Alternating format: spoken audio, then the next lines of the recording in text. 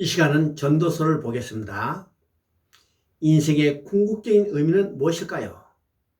지금 하고 있는 일이 나에게 어떤 의미가 있을까요? 전도서는 이런 인생의 의미에 대해서 답을 주고 있습니다. 그러므로 인생의 의미를 묻는 현대인들이 가장 먼저 읽어야 할 책이라고 할 수가 있습니다. 전도서는 솔로몬이 탕자처럼 타락했다가 회개하고 돌아온 후에 기록한 것입니다. 이는 한 인간으로서 솔로몬이 지금까지 모든 경험을 바탕으로 인생의 황혼기에 하나님을 상실한 삶의 허물을 본인의 체험을 통해서 적나라하게 고백한 것이라고 할 수가 있습니다. 그러므로 전도서의 중심 단어 중 하나가 헛되다는 말입니다. 이 말이 전도서에서 무려 39번이나 등장합니다. 그러나 전도서는 헛되다는 험으로 끝나는 책이 아닙니다. 인생이 추구하는 것이 모두 헛됨을 깨닫고 돌아와서 하나님을 경외하고 그 명령을 지킬지어다. 이것이 사람의 본분이라고 사람의 본분을 일깨워주고 있습니다. 이런 맥락에서 예루살렘 왕 전도자라고 말할 뿐 솔로몬이라는 이름은 감추고 있습니다. 그래서 전도서는 전도자가 전해준 구원의 초청인 것입니다. 전도서 1장 1절부터 11절에서는 하나님을 떠나 사는 삶에서 추구하는 모든 것이 헛되다는 것을 전제라고 했습니다. 그리고 1장 12절부터 6장 12절까지에는 자신의 경험을 통한 사례와 증거들을 나열하면서 하나님을 떠난 인생의 공함을 역설하고 있습니다. 그리고 마지막으로 7장 1절부터 12장 14절에서는 지금까지 제시한 인생의 허물을 극복할 수 있는 유일한 방법으로 하나님 안에서의 삶을 권면함으로 결론을 짓고 있습니다. 1장 1절에서 다윗의 아들 예루살렘 왕 전도자의 말씀이라고 시작합니다. 또 1장 12절에서도 나 전도자는 예루살렘에서 이스라엘 왕이 되어라고 말하고 있습니다. 다윗의 아들 예루살렘 왕 하면 누구든지 솔로몬임을 알 수가 있습니다. 그런데 솔로몬이란 말은 의도적으로 쓰지 않고 전도서의 저자를 전도자라고 말하고 있습니다. 이는 솔로몬이 이제 이스라엘 왕 솔로몬이 아니라 전도자가 되어서 전도서를 써서 후대에 전해주고 있음을 말하는 것입니다. 1장 3절과 2장 11절을 보면 해 아래 유익한 것이 없다고 말합니다. 이런 맥락에서 전도서는 해 아래라는 말이 29번, 헛되다는 말이 39번이나 등장하므로 핵심의 역할을 하고 있는 것입니다.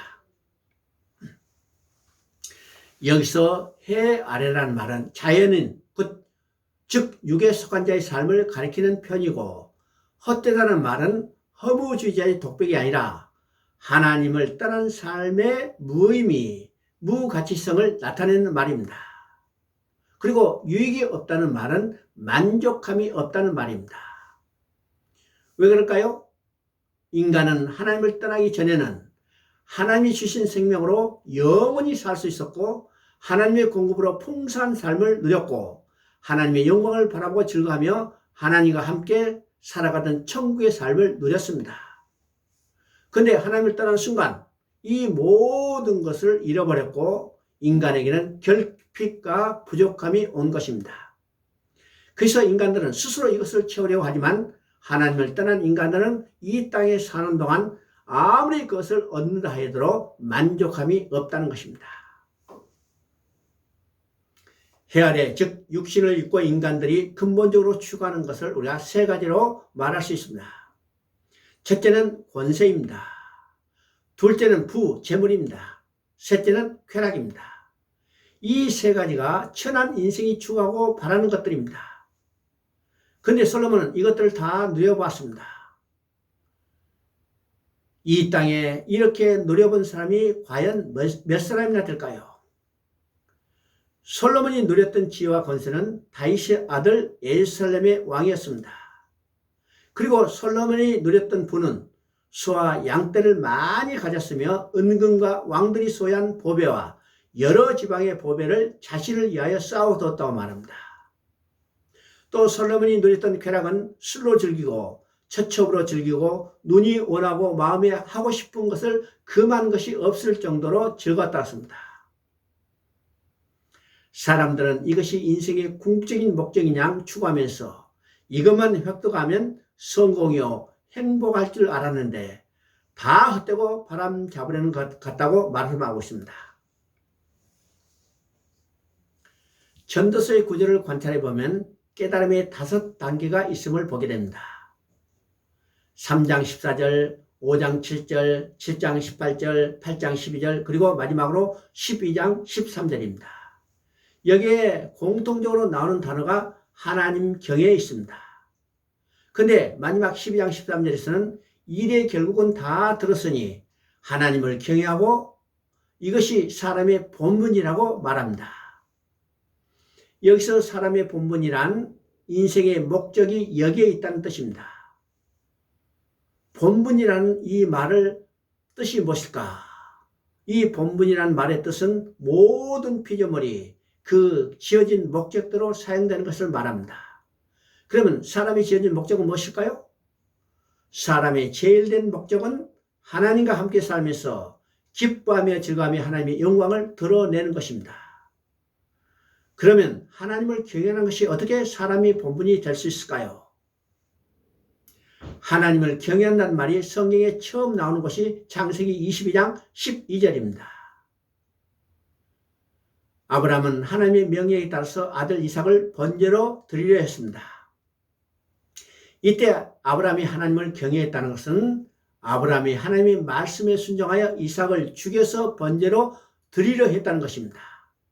이렇게 아브라함이 하나님 말씀에 순종하여 이삭을 번제로 드릴 수 있었던 것은 아브라함이 죽은 자를 살리시는 하나님을 믿었기 때문이고, 죽은 자를 살리시는 하나님을 믿을 수 있었던 것은 내 자손이 하늘의 별같이 많아지리라는 하나님의 언약이 있었기 때문입니다.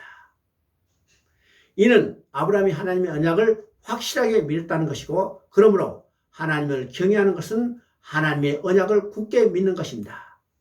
그리고 이 언약의 내용은 궁극적으로 예수 그리스도이십니다.